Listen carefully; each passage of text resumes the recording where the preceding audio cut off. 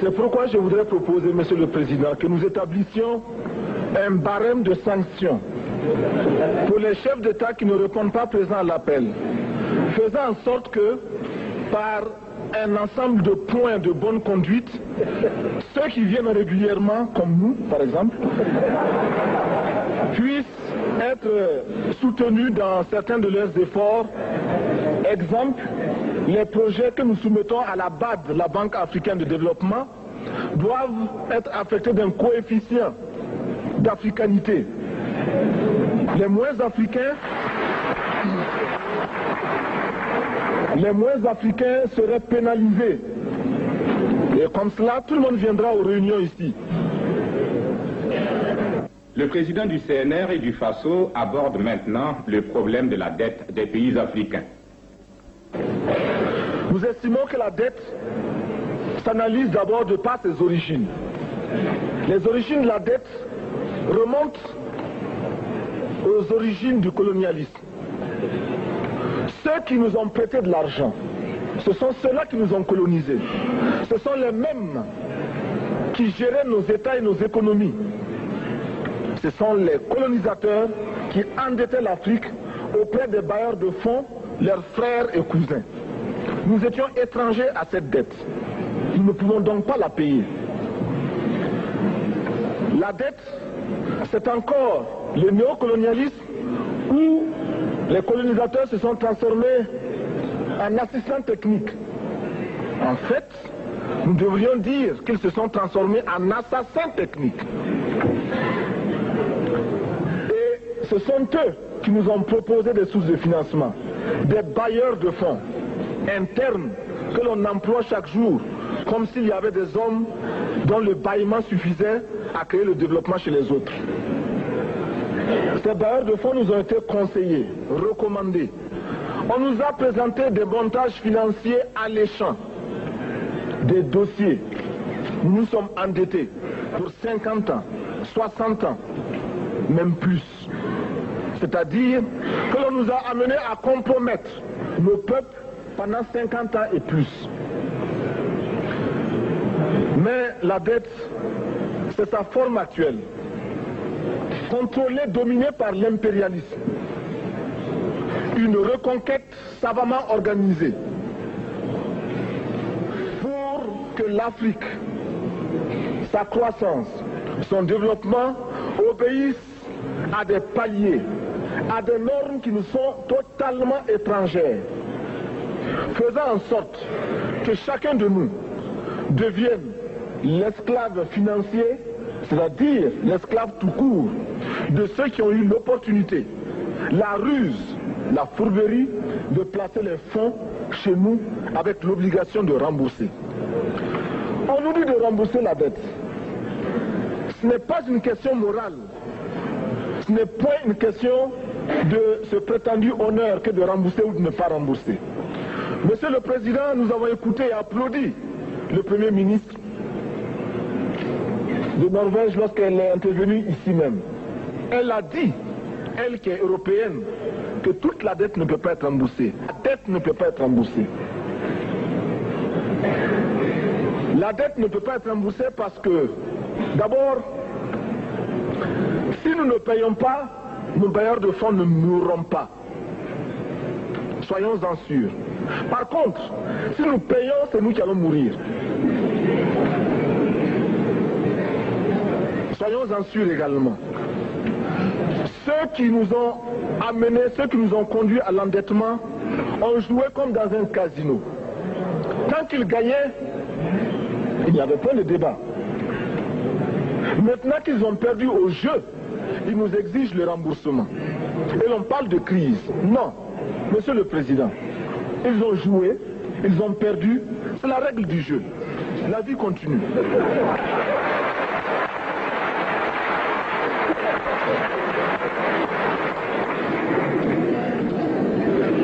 Nous ne pouvons pas rembourser la dette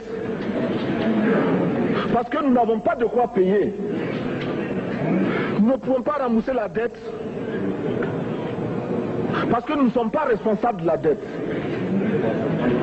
Nous ne pouvons pas payer la dette parce qu'au contraire les autres nous doivent ce que les plus grandes richesses ne pourront jamais payer, c'est-à-dire la dette de sang. C'est notre sang qui a été versé. On parle du plan Marshall qui a refait l'Europe économique, mais on ne parle jamais du plan africain qui a permis à l'Europe de faire face aux hordes hitlériennes lorsque leur économie était menacée, leur stabilité était menacée. Qui a sauvé l'Europe? C'est l'Afrique. On en parle très peu. On en parle si peu que nous ne pouvons pas, nous, être complices de ce silence ingrat. Si les autres ne peuvent pas chanter nos louanges, nous avons au moins le devoir de dire que nos pères furent courageux et que nos anciens combattants ont sauvé l'Europe et finalement ont permis au monde de se débarrasser du nazisme. La dette,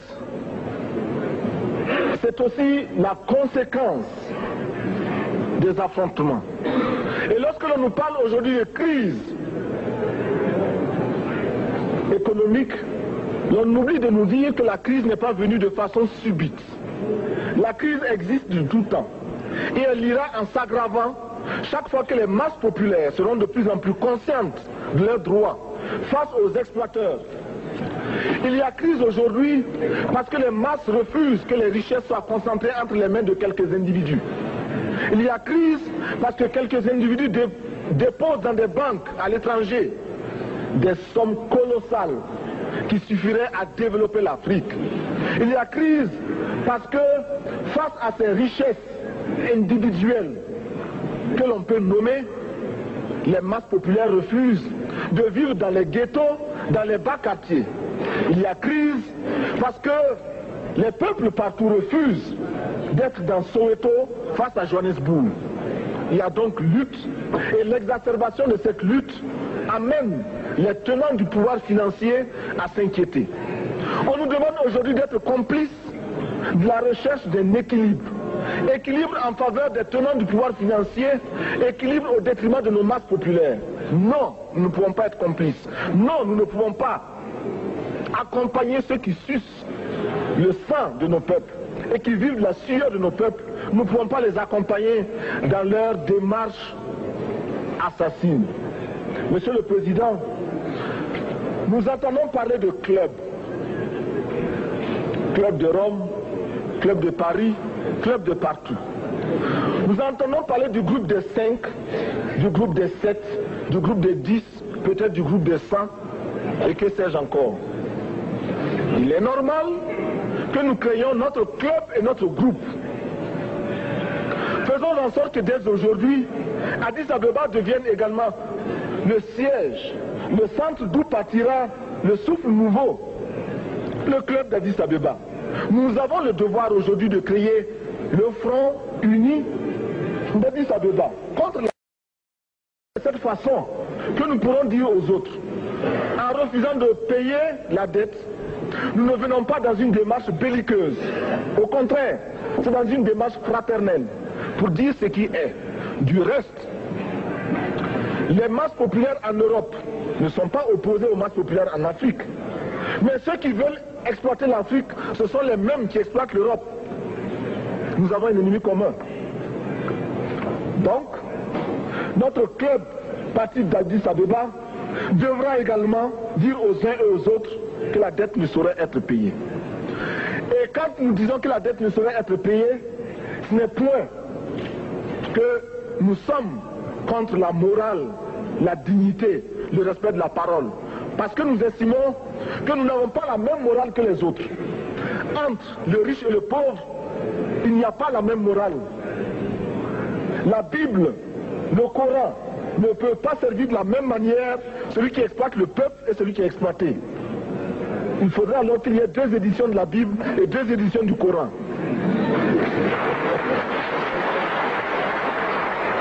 Nous ne pouvons pas accepter qu'on nous parle de dignité. Nous ne pouvons pas accepter que l'on nous parle de mérite de ceux qui payent et de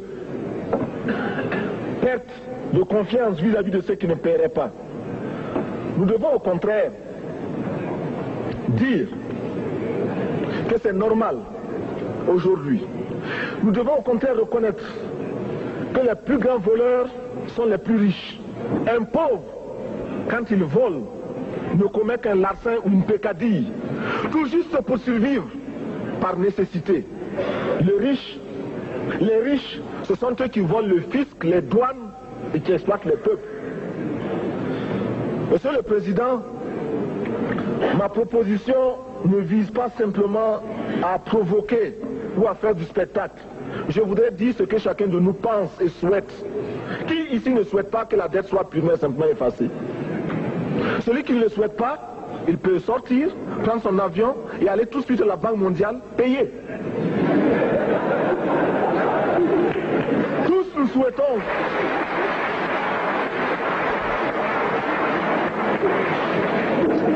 ma proposition n'est pas non plus, je ne voudrais pas que l'on prenne la proposition du Burkina Faso comme celle qui viendrait de la part de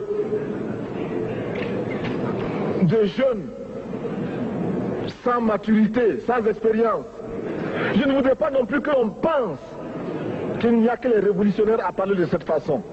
Je voudrais que l'on admette que c'est simplement l'objectivité et l'obligation. Et je peux citer, dans les exemples de ceux qui ont dit de ne pas payer la dette, des révolutionnaires comme des non-révolutionnaires, des jeunes comme des vieux. Je citerai par exemple, Fidel Castro a déjà dit de ne pas payer. Il n'a pas mon âge, même s'il est révolutionnaire. Mais je pourrais citer également François Mitterrand, qui a dit que les pays africains ne peuvent pas payer, les pays pauvres ne peuvent pas. Je pourrais citer Madame le Premier ministre. Je ne connais pas son âge et je m'en voudrais de le lui demander. Mais c'est un exemple. Je voudrais citer également le président Félix Houphouët-Boigny. Il n'a pas mon âge. Cependant, il a déclaré officiellement, publiquement, qu'au moins pour ce qui concerne son pays, la Côte d'Ivoire ne peut pas payer.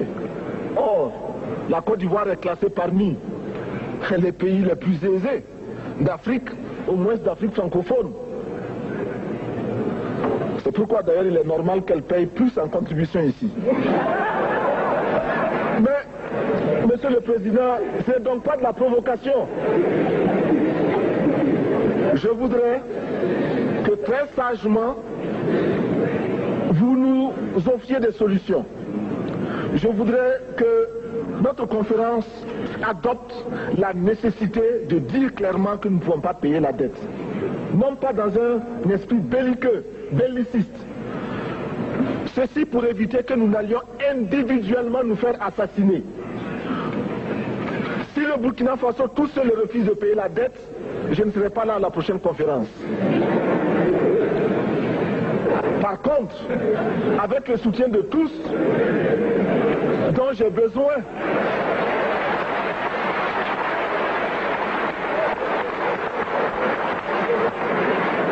avec le soutien de tous, nous pourrons éviter de payer. Et en évitant de payer, nous pourrons à notre développement. Et je voudrais terminer en disant, chaque fois qu'un pays africain achète une arme, c'est contre un Africain. Ce n'est pas contre un Européen. Ce n'est pas contre un Asiatique. C'est contre un Africain. Par conséquent, nous devons également, dans la lancée de la résolution de la question de la dette, trouver une solution au problème de l'armement. Je suis militaire et je porte une arme. Mais Monsieur le Président, je voudrais que nous nous désarmions. Parce que moi, je porte l'unique arme que je possède et d'autres ont camouflé les armes qu'ils ont.